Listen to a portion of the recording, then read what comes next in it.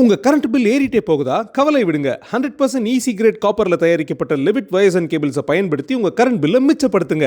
என்றென்றும் நம்பிக்கையுடன் Levitt cables and wires. அபுதாபியில் வெறும் 50 லட்சத்தில் வீடு. Nano Prime Properties Abu Dhabi. இதெல்லாம் யாருக்கு வயிற்றுச்சலா இருக்கும்னா சங்கிகளுக்கு வயிறு எரியும். சங்கிகளுக்கு வயிறு எரியும். ஏன் எரியும்? அவன் மட்டுமே உயர் பொறுப்புல இருக்கணும். அந்த கோவம் ஏன் விஜய்க்கு வருது? அப்ப நீ சங்கி தானே? நீ இவ்வளவு அக்கறையா பேசுற, நீ பாண்டிச்சேரியில போய் கல்வியை பத்தி பேசி இருக்கணும்ல. நீ இங்க பாருங்க, 200 பள்ளியை மூடிட்டாங்கன்னா என்னன்னு சொல்லு ராஜா. நீ முதல்ல சத்துணவு சாப்பிட்டிருக்கியா விஜய்? கடைசி வரைக்கும் ஊட்டி கான்வென்ட்ல நோகாம படிச்ச நீங்க, உங்களுக்கெல்லாம் அரசு பள்ளியை பத்தி பேசுறதுக்கு நூல் அளவு கூட தகுதியே கிடையாது. இப்ப அடுத்து நம்ம திருப்பரங்குன்றத்துக்கு பேசவே மாட்டாரு. பயமா இருக்கு, சர்ச்சைக்குள்ள சிக்கிருவோம், ஐயோ எதுக்கு அப்படின்னா நீங்க எதுக்கு வந்தீங்க? வித்தியாசமே இல்லை. இவங்க பாஜகவை காப்பாற்றுறதுக்கான வேலையை விஜய் செய்கிறார். எப்படி செய்கிறாருன்னா, திமுக எதிர்ப்பை முழுக்க கக்குறது. இப்போ திமுக முழுக்க எதிர்ப்பை கக்குனா திமுக மேலே அந்த அதிருப்திகள் மூலிமா அந்த ஓட்டெல்லாம் எங்கே போகும்? விஜய்க்கு வருமா? வரவே வராது. நிச்சாச்சி, நீங்கள் கவலைப்படாதீங்க, உங்களுடைய அடுத்த வளர்ப்பு மகன் நான் தான், நான் பார்த்துக்கிறேன், உங்களை கண்டுக்காதீங்க அப்படின்னு இங்கே விஜய் அவருக்கு புரோக்கர் வேலை பார்க்குறாரு. சாய்பாபாவையும் பெரியாரையும் கொண்டு போய் புசி ஆனந்துகிட்ட காட்டினா இதில் யார் பெரியார்னா சாய்பாபாவை தான் பெரியாருன்னு. அப்படியே விஜய்கிட்ட கொண்டு போயிட்டு பழனி பாபாவை கொண்டு போய் காமிச்சு இதில் யார் பெரியார்னா இதோ பழனி பாபா தான் பெரியாருன்னு. HiQE Campus Neat Crash 2026 Revision Attack. எங்க டீச்சர்ஸ் உங்க டைம்ல இந்தியா ரேட்ல. உடனே ஜாயின் பண்ணுங்க. வெறும் ரூபாய் 4720 மட்டுமே. ஆகாயம் தமிழ் நேயர்களுக்கு வணக்கம். இன்னைக்கு நம்ம கூட பத்திரிகையாளர் திரு சே அவர்கள் தான் இருக்காங்க. வணக்கம் பிரதர். வணக்கம். எப்படி இருக்கீங்க? நல்லா இருக்கேன் பிரதர். கரூர் சம்பவத்துக்கு அப்புறம் விஜய் அவர்களுடைய பொதுக்கூட்டம், அதாவது பிரச்சார கூட்டம் நேற்று ஈரோட்டில் நடத்தியிருக்காரு. அங்கே நிறைய விஷயங்கள் பேசியிருக்காரு. அதில் குறிப்பாக ஈரோட்டில் நிறைய அரசு பள்ளிகளை மூடியிருக்காங்க கவர்மெண்ட் அப்படிங்கிற குற்றச்சாட்டு வச்சிருக்காரு. உண்மையில் அது மூடியிருக்காங்களா?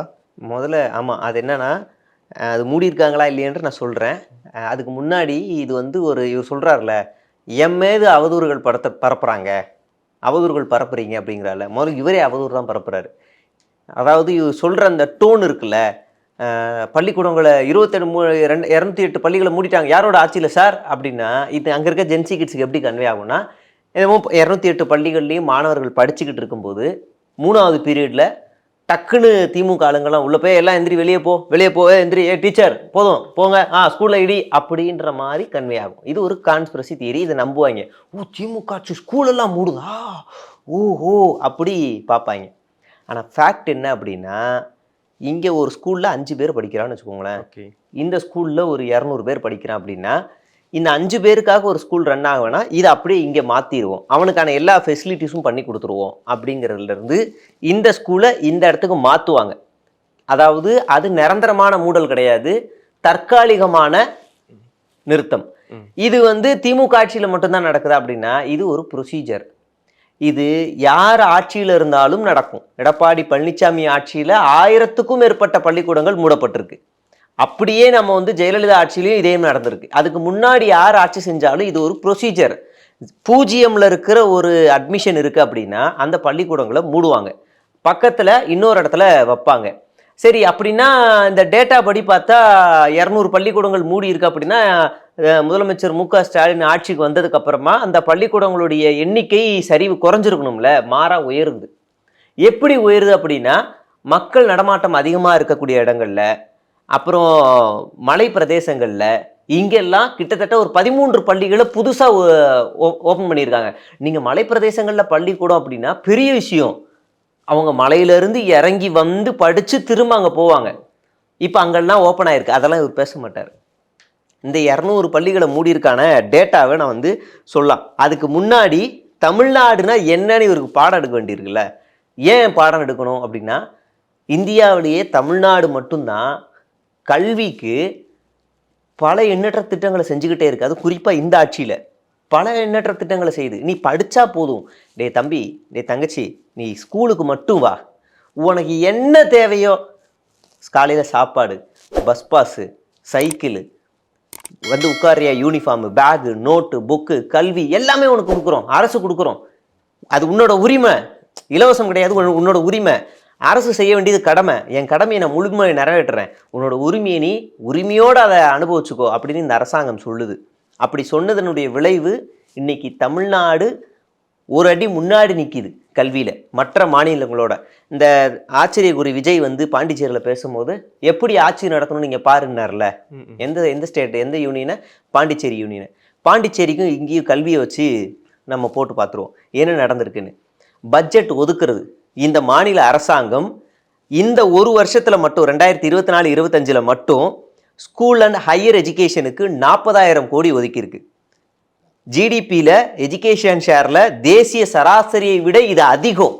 ஒரு மாநிலம் கல்விக்காக இவ்வளவு நிதி ஒதுக்குறது இது அதிகம்.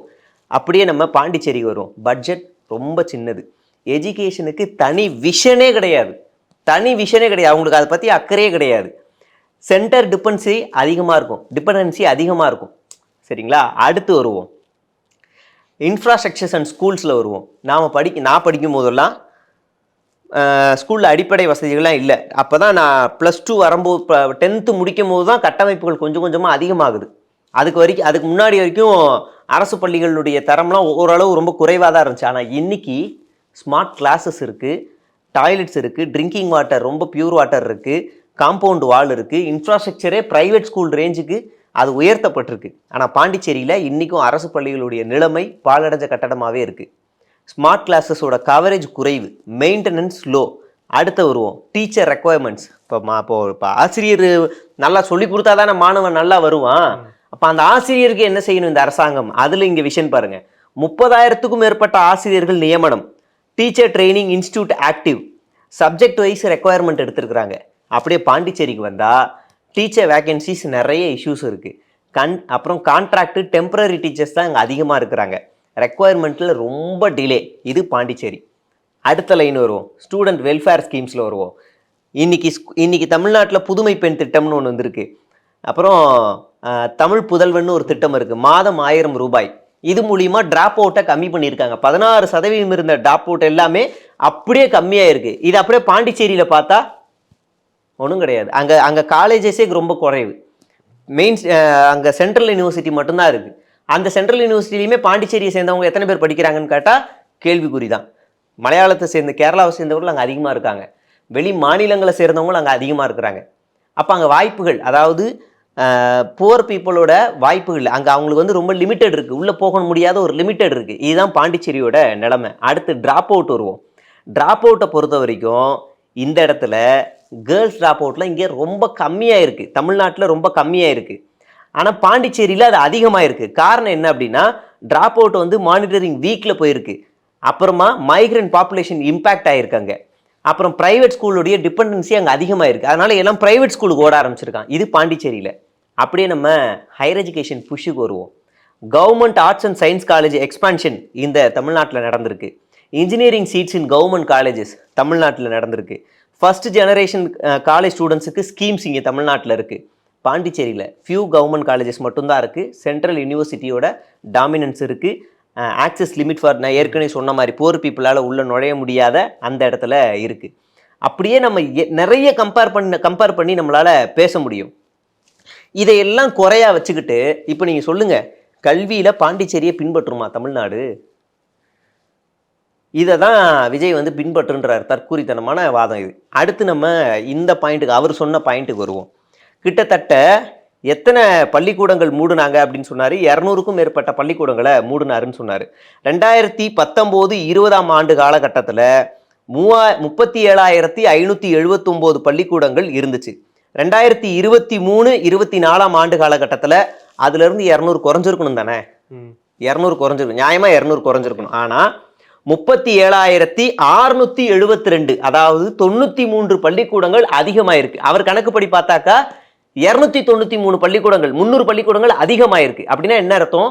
மூடலை, ஷிஃப்ட் ஆயிருக்கு. இங்கிருந்து இங்கே மாற்றி இருக்கிறாங்க, அவ்வளோதான். அது தற்காலிகம், அது நிர்வாக ரீதியான மூடல், அவ்வளோதான். திட்டமிட்டு மூடல்லாம் எதுவும் கிடையாது. அதை தவறாக திருச்சி அந்த ஆள் அவர் சொல்லிட்டு போயிருக்காரு. சரி, இது எப்பயிலிருந்து வருது அப்படின்னா 2016 டேட்டாவே நம்ம எடுப்போம். 2016-17 காலகட்டத்தில், ஜெயலலிதாவுடைய ஆட்சி காலகட்டத்தில் 38,307 பள்ளிக்கூடங்கள் இருக்குது. எடப்பாடி பழனிசாமி முதலமைச்சர் ஆனதுக்கப்புறமா அது சரிவு ஏற்படுது. அப்போ 2020-21 காலகட்டங்களில் நாம் அந்த டேட்டாவை எடுத்து பார்த்தோம் அப்படின்னா 38,307 இருந்த பள்ளிக்கூடம் 37,589 பள்ளிக்கூடமாக சுருங்கி இருக்கு. ஆனால் இன்னைக்கு அதை உயர்த்துறாங்க.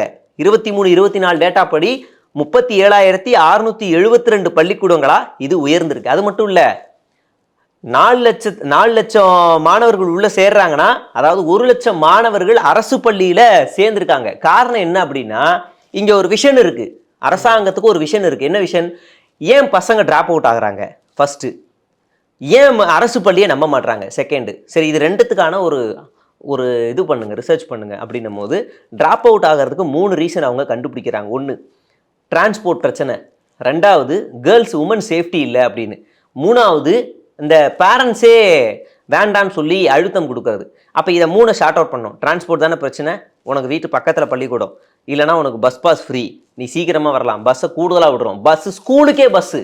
நீங்கள் இன்னைக்கு சென்னையில் பல இடங்களில் ஸ்கூலுக்குள்ளேயே பஸ்ஸு போகுது, கவர்மெண்ட் பஸ்ஸு உள்ளே போகுது. நீ உள்ள வரைக்கும் விடுவோம் ராஜா, உன் கிளாஸ் ரூம் வாசல் வரைக்கும் பஸ்ஸு போகும். அந்த அளவுக்கு ஏற்பாடுகள் இருக்குது. சரி, அதை ஷார்ட் அவுட் பண்ணியாச்சு. கேர்ள்ஸுக்கு என்ன சேஃப்டி? கேர்ள்ஸுக்கான சேஃப்டியை நம்ம உடனே பார்க்கணும். அப்போ என்னென்ன இருக்குன்னு சொல்லி எல்லா இன்ஃப்ராஸ்ட்ரக்சர்ஸும் மேம்படுத்துகிறாங்க. அதில் முக்கியமாக ஒரு பொண்ணோ இல்லை ஒரு பையனோ இன்றைக்கி லீவ் போடுறான் அப்படின்னா, ஏன்பா அவன் வரலன்னு பக்கத்தில் இருக்கவனை கேட்பாங்க. யாருக்குமே தெரியல அப்படின்னா பட்டுன்னு அவன் வீட்டுக்கு ஃபோன் அடிச்சிருவாங்க ஸ்கூல்லேருந்து. மறுநாளும் வரலன்னா ஸ்கூலில் அந்த கிளாஸ் மிஸ் அவன் வீட்டுக்கு போகணும். 3வது நாள் வரலன்னா எச்எம் போயிடணும் வீட்டுக்கு. ஏன் வரல? ஒருவேளை ட்ராப் அவுட் பண்ண போகிறோம். ட்ராப் அவுட்லாம் பண்ணக்கூடாது, அவன் படிக்கணும். எச்எம் உரிமையாக பேசுவாங்க அந்த வீட்டில். அவன் படிக்கணும், அந்த பொண்ணு படிக்கணும், அனுப்புங்க, என்னங்க நினச்சிட்டு இருக்கீங்க, அனுப்புங்க அப்படின்னு உரிமையாக பேசி அந்த ட்ராப் அவுட்டை ஒன்று கூட செதற விடாமல் இன்னைக்கு ஒவ்வொரு அரசு பள்ளியில் இருக்கக்கூடிய ஆசிரியர்களும் அந்த தலைமை ஆசிரியர்களும் கண்ணுங்கருத்தமாக இருக்கிறாங்க. அப்படியே நம்ம அடுத்து வருவோம். பெற்றோர்கள் அழுத்தம், அதை எப்படி சரி பண்ணுறது? இப்போ இவனுக்கு எல்லாமே கொடுத்துட்டா அவங்க அழுத்த மாட்டாங்கல்ல. அப்படின்னும் போது அவனுக்கு காலை உணவுலேருந்து மதிய உணவு, அப்புறம் யூனிஃபார்மு, புக்கு எல்லாத்தையுமே அரசு கொடுக்கும். நீ படித்தா போதும்டா, டே நீ படிடா, வேறு எதுவுமே வேணாம்டா அப்படின்னு சொல்லுது. அதே மறுபடியும் காலேஜுக்கு வந்துட்டானா ட்ராப் அவுட் ஆகுது. +2 வரைக்கும் படிச்சிடலடா, ஏதாவது ஒரு வேலைக்கு போ, 10,000 15,000 வேலைக்கு போ, உனக்கு அதுதான் பிரச்சனை அப்படின்னு மாணவர்களுக்கும் 1000 ரூபாய், மாணவிகளுக்கும் 1000 ரூபாய் அரசாங்கமே கொடுக்கும். அது இலவசம் இல்லை, அதுவும் உங்களுடைய உரிமை. நீ படித்தா போதும், வாடா படிடான்னு கல்லூரியை கூட ட்ராப் அவுட் ஆக விடாம இந்த அரசாங்கம் முன்னாடி நின்று ட்ராப் அவுட்லேருந்து கல்வியில் முன்னாடி நிற்கிதுன்னா, இதெல்லாம் யாருக்கு வயிற்றுச்சலாக இருக்கும்னா சங்கிகளுக்கு வயிறு எறியும். சங்கிகளுக்கு வயிறு எறியும். ஏன் எரியும்? அவன் மட்டுமே உயர் பொறுப்பில் இருக்கணும், அவன் மட்டுமே இந்த நாட்டில் இருக்கிற எல்லா நிறுவனங்கள்லையும் எல்லா இடத்துலையும் உயர் பொறுப்பில் இருக்கணும், மீதி இருக்கவெல்லாம் கீழே இருக்க இடத்துலயே இருக்கணும், எவனும் படிக்கக்கூடாதுங்கிற வைத்தறிச்சல். அதனால் அவன் கோவப்படுறான். அந்த கோவம் ஏன் விஜய்க்கு வருது? அப்போ நீ சங்கி தானே, நீ இவ்வளோ அக்கறையாக பேசுகிற, நீ பாண்டிச்சேரியில் போய் கல்வியை பற்றி பேசியிருக்கணும்ல. உங்களுக்கெல்லாம் கூச்சமாக வெக்கமாக இல்லை, அசிங்கமாக இல்லை? ஒரு மாநிலம், நம்ம சொல்லலை, ஒன்றிய அரசு சொல்லுது, இந்தியாவிலேயே தமிழ்நாடு பெண்கள் கல்வியில் சதவீதத்தில் உயர்ந்திருக்கு அப்படின்னு சொல்லுது. 8வது வரைக்கும் கட்டாய தேர்ச்சி இந்தியாவிலே 3 மாநிலம் தான். ஒன்று கேரளா, ஒன்று தமிழ்நாடு, இன்னொன்று ஒடிசா. அதுலேயுமே மாறுதல் இருக்குது. கேரளாவை பொறுத்த வரைக்கும் 30% நீங்கள் எடுக்கணும், ஒடிசாவை பொறுத்த வரைக்கும் டிபெண்ட் ஆன் எக்ஸாம். ஆனால் தமிழ்நாட்டில் கட்டாய தேர்ச்சி. ஒருவேளை அவனை 5வதுலேயே ஃபெயில் ஆக்கிட்டா பள்ளிக்கூடமே வேண்டான்னு ஓடிடுவான், 4வதுலேயே ஃபெயிலாம் ஓடிடுவான். அப்படி ஓடக்கூடாது. 8வது வரைக்கும் உனக்கு அசைன்மெண்ட் பேசிஸில் உன்னை பாஸ் பண்ண வைப்போம். நீ இதை தெரிஞ்சுக்கிட்டா போதும், இந்தந்த வார்த்தைகள், இந்தந்த புத்தகம், இந்தந்த எழுத்துக்களை தெரிஞ்சுக்கோ, இந்தந்த படங்களை தெரிஞ்சுக்கோ, 8வது வரைக்கும் நீ வந்துரு, அது வரைக்கும் உனக்கு அரசு உதவி பண்ணும், நீ வா அப்படின்னு 8வது வரைக்கும் அவனை அரசே கட்டாய தேர்ச்சியில் கொடுக்குது. இப்போ இவங்க எங்கெல்லாம் முடக்குறாங்க? 5வதுக்கு பப்ளிக் எக்ஸாம் புதிய கல்விக் கொள்கையில், 3வதுக்கு பப்ளிக் எக்ஸாம், 8வதுக்கு பப்ளிக் எக்ஸாம். இப்போ எங்கே நசுக்கிறாங்க? கல்வியில் கை வைக்கிறாங்கல்ல. இப்போ இதுக்கு துணை போகிறது யாரு? இந்த நவீன சங்கி விஜய். ஆமாம், இங்கே பாருங்க, 200 பள்ளியை மூடிட்டாங்கன்னா என்னன்னு சொல்லு ராஜா. நீ பாட்டுக்கு கீழே இருக்க அப்பாவி சின்ன பசங்களை கொளுத்தி விட்டு போயிடுவ. அவனுங்க பாவம், அவங்க எல்லாம் இப்போ நீ முதல்ல சத்துணவு சாப்பிட்ருக்கியா விஜய்? நம்ம கேட்போம், அண்ணா விஜய் அண்ணா, நீங்கள் முதல்ல சத்துணவு சாப்பிட்ருக்கீங்களா? பள்ளிக்கூடத்தில் அரசு பஸ்ஸில் ஏறி போய் நீங்கள் பஸ்ஸில் போய் படிச்சிருக்கீங்களா? பஸ் பாஸில் போய் நீங்கள் போயிருக்கீங்களா? அந்த பஸ் பாஸுக்கு 15 ரூபா கொடுத்து லைனில் நின்று நாங்கள் ஃபோட்டோ எடுப்போம். அந்த அனுபவம் உங்களுக்கு இருக்கா? காரில் இறங்கியிருப்பீங்க. உங்களுக்கு என்ன வலி வேதனையை பற்றி எங்களை பற்றி தெரியும்? பள்ளிக்கூட புத்தகங்களை சுமந்துக்கிட்டு போயிருக்கீங்களா? இல்லை கவர்மெண்ட் ஸ்கூல் யூனிஃபார்மை நீங்கள் போட்டிருக்கீங்களா? வருடம் முழுவதும் 2 யூனிஃபார்ம் தான் நான் படிக்கும்போது கொடுப்பாங்க. இப்போ உங்கள் காலத்தில் அது கூட இருந்திருக்காது.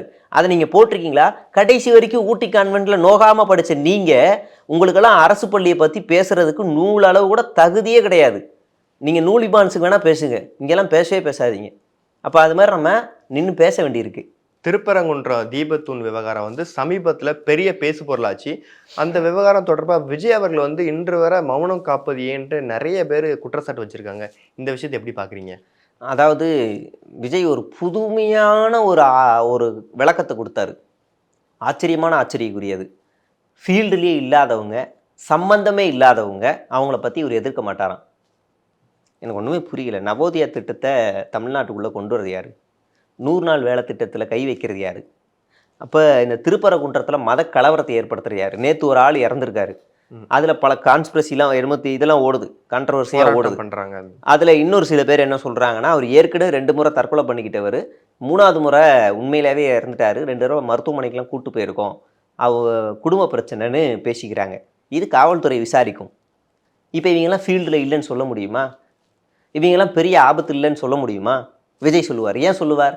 ஏன்னா அவர் ஒரு நவீன சங்கி, அவர் காப்பாற்றுவார், சங்கிகளை காப்பாற்றுவார்.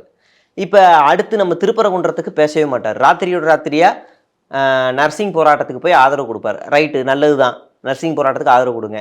ஏங்க இதை விட இங்கே பெரிய பிரச்சனைங்க, ஒரு பெரிய மத கலவரத்தை ஏற்படுத்துகிறாங்க சங்கிங்க. உன் கொள்கை எதிரி, நீ அதை முன்னாடியே சொல்லாமல் இருந்தால் உன்னை நாங்கள் கேட்கவே மாட்டோம். நான் கொள்கை எதிரின்னு அறிவிச்சிட்டு இப்போ நீங்கள் வந்து ஒரு பகல் வேஷம் போட்டு நாடகம் ஆடிக்கிட்டு இருக்கேன், நான் எதிர்க்க மாட்டேன் அப்படின்னு பண்ணிகிட்டு இருக்கீங்களே, உங்களுக்கு கூச்சமாக இல்லையா, அசிங்கமாக இல்லையா இந்த அரசியலை பண்ணுறதுக்கு? அப்போனா என்னென்னா, இந்த ஜென்சி கூட்டத்துக்கிட்ட பாஜகன்ற ஒரு கட்சி இருக்குங்கிறத மறைக்கிறதுக்கான வேலை. இல்லை, அவங்களுமே ஆரம்ப காலகட்டத்தில் வளர்ந்து வர்ற ஒரு அரசியல் கட்சியாக தான் இருக்குது. ஆனால் இப்போ அந்த சர்ச்சை பற்றி பேசினா மத சர்ச்சைக்குள்ள சிக்கிற மாதிரி ஒரு சூழ்நிலை இருக்குங்கிறதுக்காக அவங்க அவாய்ட் பண்ணலாம் இல்லையா? எதுக்கு அரசியலுக்கு வந்தீங்க?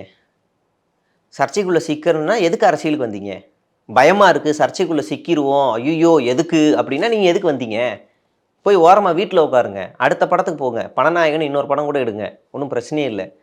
இந்த மாதிரி யோசிக்கவே கூடாது. அரசியல் கட்சிக்கு வந்துட்டா மக்களை பிளவுபடுத்தக்கூடிய மத கலவரம் வருதுன்னா முதலாக நிற்கணும். சாதி மத மோதல் வருதுன்னா டக்குன்னு நிற்கணும். ஏங்க சாதி மத வேறுபாடுகள் இன்றி ஒன்றா நிற்கும் நண்பா அப்படின்னு விக்ரமனில் பேசுனீங்கல்ல, என்ன நண்பா வந்து நிற்க மாட்டீங்க நண்பா?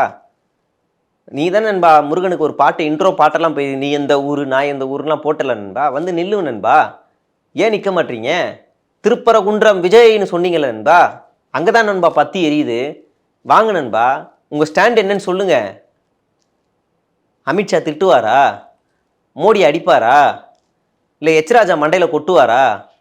இல்லை நாயனார் ஏதாவது மிதிப்பாரா? சொல்லுங்கள், எதனால ஓப்பனாக சொல்லுங்கள், பேசிக்கலாம், பாதுகாப்பு கொடுப்பாங்க. வாங்க, இங்கே திக இருக்குது, திமுக இருக்குது, கம்யூனிஸ்ட்டுகள் இருக்குது, விசிகா இருக்குது, உங்களுக்கு பாதுகாப்பு கொடுப்பாங்க, பயப்படாதீங்க வாங்க. இல்லை ரைடு கீடு விட்டுருவாங்களா? அதில் செங்கோட்டையன் சொல்கிறாரு, எங்கள் தலைவர் 500 கோடியை விட்டுட்டு வர்றாரு. 500 கோடினா ஒரு வருஷத்துக்கு 500 கோடினா 214 கோடி டேக்ஸ் மட்டும் கட்டணும். எப்படி கூச்சம் இல்லாமல் வாய் விடுறாங்க பாருங்க. அப்போ எனக்கு தெரிஞ்சு 150 கோடியிலேருந்து 180 கோடி வரைக்கும் டேக்ஸ் கட்டணும். 500 கோடியை விட்டுட்டு வராரு அப்படின்றாங்க. ஏன் நண்பா நீங்கள் ஏன் பாஜக பேச மாட்டீங்க? கேட்டால் ஃபீல்டு இல்லை, சம்மந்தம் இல்லை அப்படிங்கிறாங்க. ஏன் பாஜக போடுற திட்டங்கள் தமிழ்நாட்டை பாதிக்காதா?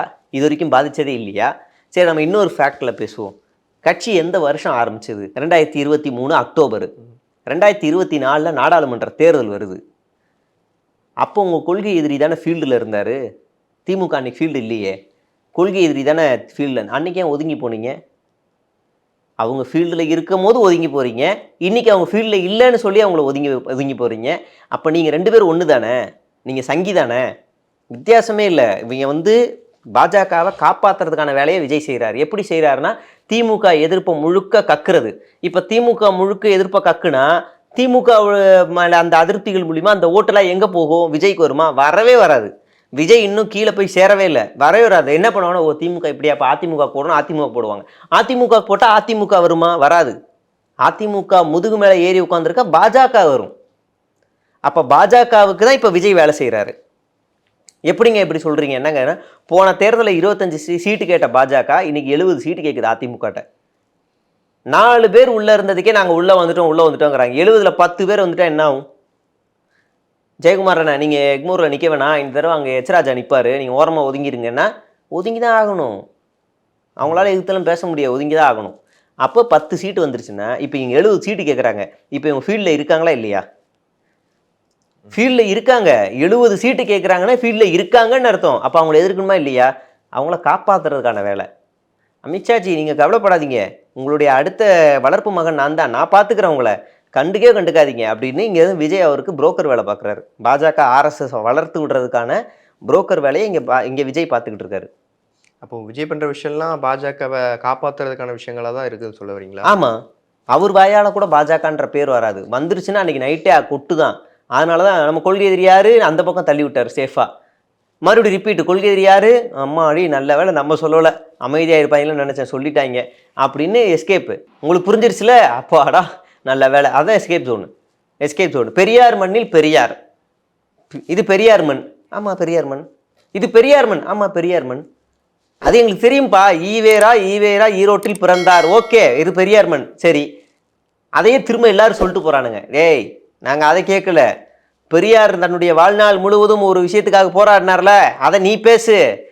சாதிக்கு எதிராக பேசினார்ல, சாதி ஆணவ கொலைக்கு எதிராக பேசினார்ல, சாதி ஒரு மனிதனை சாக்கடையாக்கும்னு சொன்னார்ல, அந்த இடத்துல நீ சாதிக்கு எதிராக பேசுனீங்களா? அந்த கூட்டத்தில் வந்த ஒரு 4-5 பேர் மண்டி மேலே ஏறி பேசினாங்களே, எவனாவது பேசுனானா?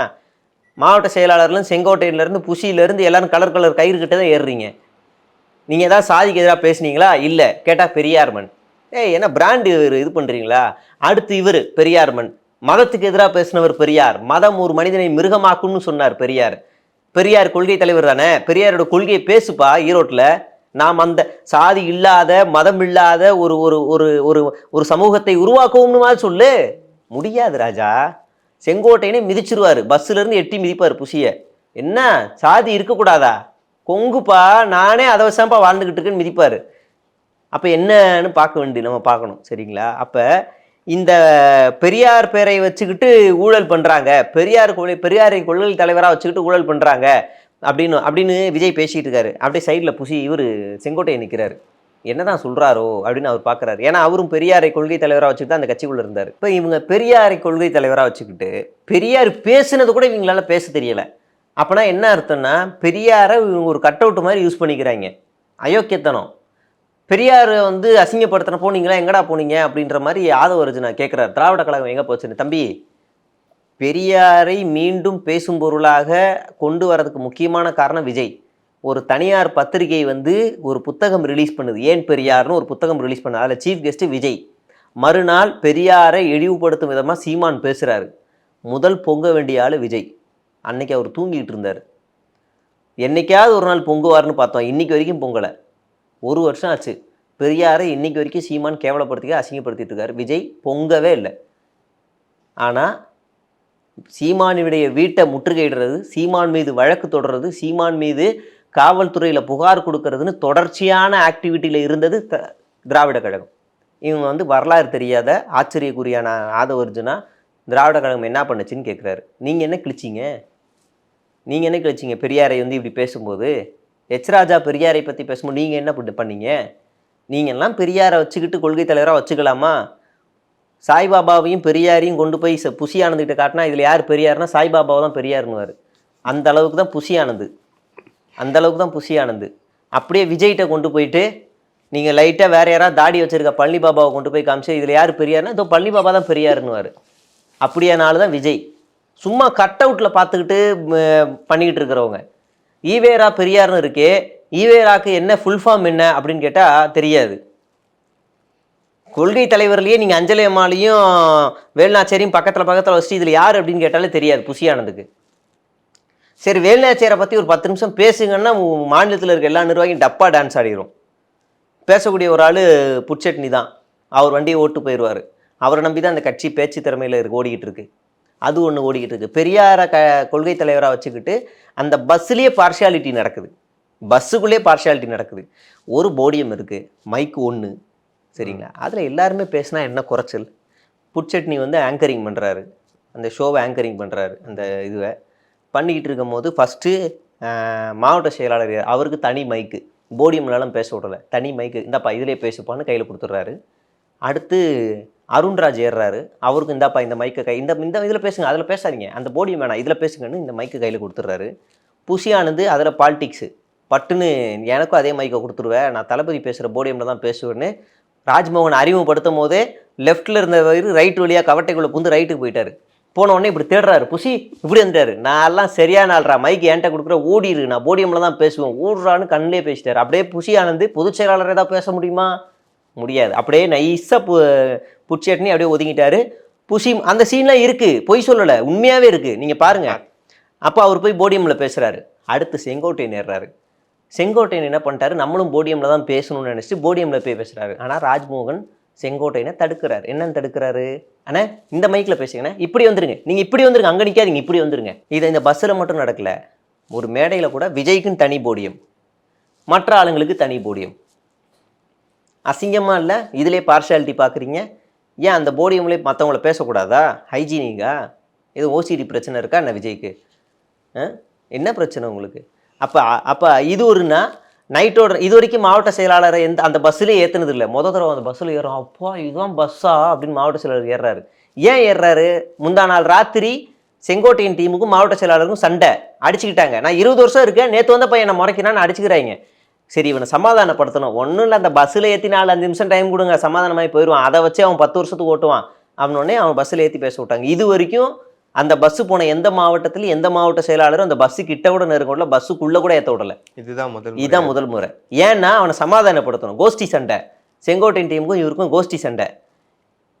இவன் ஒன்றுமே இல்லை, இந்த சண்டை இவங்கள தீர்க்கிறப்பனா விஜய் பக்கத்தில் ஒரு ஃபோட்டோ மட்டும் எடுத்தால் போதும். எப்படி ஓகேவா, மறந்துரு, அவ்வளோதான், மெய் மறந்துரு. இந்த மென் இன் பிளாக்ல ஒரு ஃப்ளாஷ் அடிப்பாங்கல்ல, நீங்கள் இனிமேல் இப்படி தான் இருந்தீங்க, இப்படி இதுதான் உங்களுடைய மனைவி, இப்படி தான் நீங்கள் வாழணும்னு ஒரு ஃப்ளாஷ் அடிப்பாங்கல்ல, அந்த மாதிரி விஜய் கூட ஃபோட்டோ எடுத்துட்டேன். நீ நேற்று நடந்த கலவரத்தை மறந்துடணும், இனிமேல் நீ செங்கோட்டையனுடைய அடிமையாக தான் வாழணும், புரியுதா?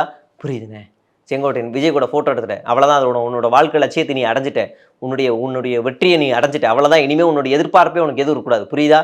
புரியுதுண்ணே, ஓடு, அவ்வளோதான், முடிஞ்சிருச்சு, அவ்வளோதான், சிம்பிளாக முடிச்சிட்டாங்க. கண்டிப்பாக நிறைய விஷயங்கள் ஷேர் பண்ணி உங்களோட நேரத்துக்கு நன்றி. நன்றி ப்ரோ. உங்க கரண்ட் பில் ஏறிட்டே போகுதா? கவலை விடுங்க. 100% ஈஸி கிரேட் காப்பர்ல தயாரிக்கப்பட்ட லெவிட் வயர்ஸ் அண்ட் கேபிள்ஸை பயன்படுத்தி உங்க கரண்ட் பில்லை மிச்சப்படுத்துங்க. என்றென்றும் நம்பிக்கையுடன் லெவிட் கேபிள்ஸ் அண்ட் வயர்ஸ். அபுதாபியில் வெறும் 50 லட்சத்தில் வீடு. Nano Prime Properties Abu Dhabi. Hi QE campus NEET crash 2026 revision attack. எங்க டீச்சர்ஸ் உங்க டைம்ல இந்தியா ரேட்ல. உடனே ஜாயின் பண்ணுங்க. வெறும் ரூபாய் 4720 மட்டுமே.